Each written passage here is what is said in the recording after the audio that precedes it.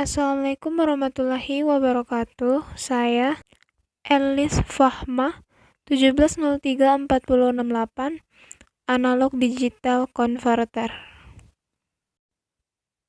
Analog Digital Converter atau ADC merupakan sebuah perangkat elektronika menyediakan penghubung antara dunia analog transducer dan dunia digital pemrosesan sinyal dan penanganan data. Fungsi ADC digunakan untuk mengubah informasi yang berbentuk analog ke informasi digital. Alat ini nanti akan mengubah masukan atau input analog menjadi sebuah kode-kode digital. Alasan ADC diperlukan: 1. Komprosesor hanya dapat melakukan pemrosesan yang kompleks pada sinyal digital. 2. Ketika sinyal dalam bentuk digital, mereka tidak terlalu rentan terhadap efek merusak dari derau tambahan. Yang ketiga, ADC menyediakan penghubung antara dunia analog, transducer, dan dunia digital pemrosesan sinyal dan pengenangan data. 3 tahap konversi yaitu 1 sampling, 2 quantization, dan 3 yaitu numbering. Berikut ini adalah tahap quantizing encoding dan sampling holding. Sampling dan holding gunanya yaitu menahan sinyal menguntungkan keakuratan konversi A per D. Kecepatan pengambilan sampel minimum harus setidaknya 2 kali frekuensi data tertinggi dari sinyal analog. Ini adalah beberapa grafik dari sampling dan holding. Mengukur mempartisipasi rentasinya referensi menjadi sejumlah kuantum discrete, kemudian mencocokkan sinyal input kekuatan yang benar. Encoding menetapkan kode digital unik ke setiap kuantum. Komponen fundamental: 1 integrator, 2 electronical control switch, 3 counter, 4 clock, 5 kontrol logika, dan 6 komparator. Berikut ini adalah gambar dari rangkaiannya. Terdapat 2 op-amp. Cara kerja: ADC kemiringan ganda DS-ADC mengintegrasikan tegangan input fin. Berikut ini adalah gambaran dari cara kerjanya. Yang tidak diketahui untuk jumlah waktu tetap DIN, kemudian diintegrat atau DIN menggunakan tegangan referensi yang diketahui VREF.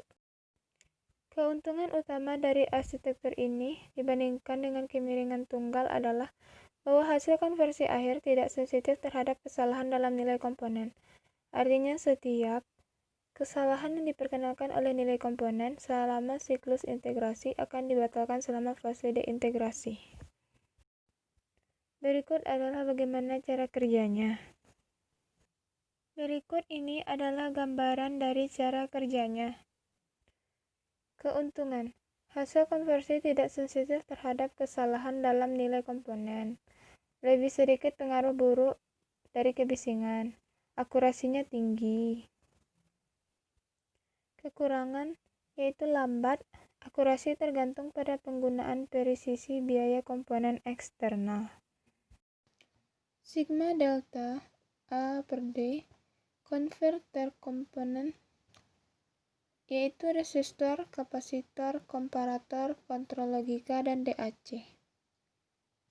Gambar ini adalah gambar dari rangkaian sigma delta. Cara kerjanya: input per sampel pergi ke integrator, iterasi dan menghasilkan laritan bit serial. Output adalah aliran bit serial dengan 1 sebanding dengan fin. Gambar ini adalah gambar dari cara kerja tersebut. Berikut adalah sirkuit ADC pendekatan berurutan. Rangkaian ADC approximation berurutan menggunakan DAC and bit untuk membandingkan DAC dan hasil analog asli, menggunakan success approximation register atau SAR. Berikut ini adalah gambar dari sirkuit ADC pendekatan berurutan. Menyuplai kode digital yang mendekati ke DAC Fin.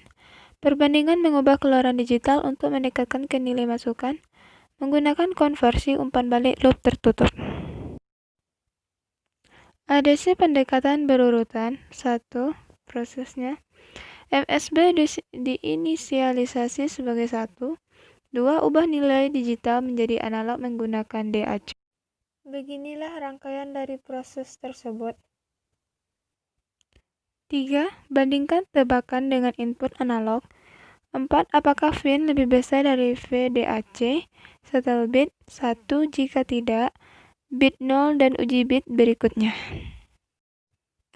Adapun keunggulan dari pendekatan berurutan yaitu mampu berkecepatan tinggi dan dapat diandalkan akurasi, sedang dibanding dengan ADC tipe lain. Perbandingan yang baik antara kecepatan dan biaya mampu mengeluarkan nomor biner dalam format serial. Adapun kekurangannya yaitu resolusi lebih tinggi, perkiraan sukses ADC akan lebih lambat, kecepatan dibatasi hingga 5 fps per sekon. Terima kasih atas perhatiannya. Mohon maaf jika ada kesalahan. Wassalamualaikum warahmatullahi wabarakatuh.